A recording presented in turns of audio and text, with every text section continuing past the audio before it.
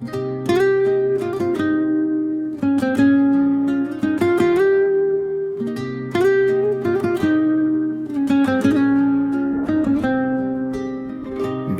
rıkışım bana akıl atmadan, yerin derin içime inecek. Sen gülünce bahar gelir içime, hasret çöker sensiz geçen geceme. Sen gülünce bahar gelir içime, hasret çöker sensiz geçen geceme. Ne yollar unutturur seni bana, ne de zaman siler izini. Seni kalbime mıhlarım, ne rüzgar söker ne zaman alır. Bir ömür adını saklarım, sevdam hiç eksilmez, hep kalır.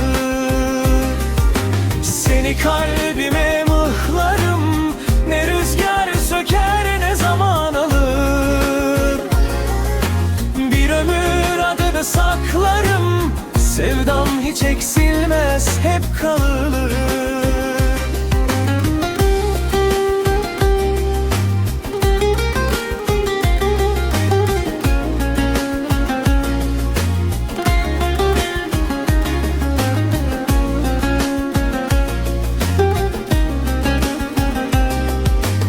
Kıta yağmur olsan düşsen avuçlarıma, güneş olsan doğsan sabahlarıma.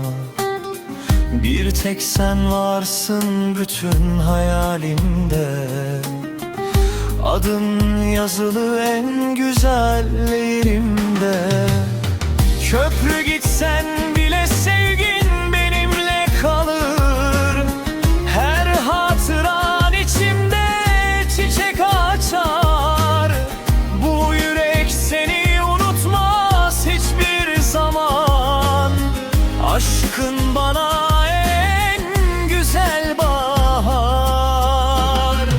Seni kalbime mıhlarım, her nefeste yeniden yaşarım.